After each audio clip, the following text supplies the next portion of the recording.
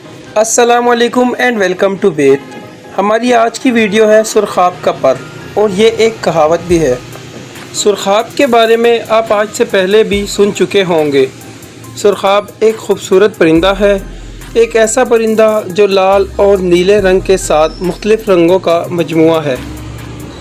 ये परिंदा तुर्की और ऑस्ट्रेलिया के अलावा पाकिस्तान और भारत और एशिया के दूसरे ममालिक के मुख्तलिफ इलाकों में भी पाया जाता है। ये अपने खूबसूरत रंगीन परों की वजह से पूरी दुनिया में मशहूर है। ये अपनी खूबसूरत आवाज़ की वजह से भी जाना जाता है। उर्दू अदब में इसका इस्तेमाल कई जगह हुआ है और इसी वजह से ये ज़रबुल मसल के तौर पर भी इस्तेमाल होता है। आज भी इस परिंदे के बारे में बहुत कम मालूमात रखते हैं लोग। इस परिंदे की 30 से ज़्यादा किस्में हैं, जिसमें सुनहरा सुरखाब, आम सुरखाब और बहुत सी किस्में मशहूर हैं।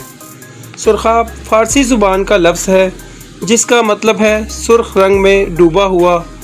माहिरीन का कहना है कि पहली दफ़ा लफ्ज़ सुरखाब 1630 ईस्वी में अब्दुल देलवी की इब्राहिम नामा में इस्तेमाल किया गया।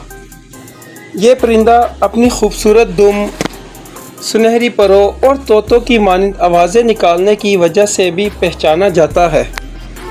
इसका वज़न 550 ग्राम से लेकर 1 किलो तक होता है। इसके परों का रंग सुर्ख या बादामी होता है। नर सुरखाब मादा सुरखाब के मुकाबले में ज़्यादा खूबसूरत होता है। मादा सुरखाब एक आम कबूतर की तरह दिखाई देती है। इसकी खुराक अनाज और कीड़े मकोड़े हैं। ये अपना घोंसला निस्बतन ऊंचे दरख्त पर बनाता है और इसका घोंसला पानी से बहुत दूर होता है। एक वक्त आता है जब ये बूढ़ा हो जाता है तो ये पानी के लिए उड़ान ना बढ़ सकने की वजह से मर जाता है। उम्मीद है ये वीडियो आपके लिए मालूमाती रही होगी। मज़ीद ऐसी ही इंफॉर्मेटिव वीडियोस देखने के लिए चैनल को लाइक और सब्सक्राइब के बटन को हिट कर दीजिए ताकि हर नई आने वाली वीडियो बर वक्त आपको मिलती रहे।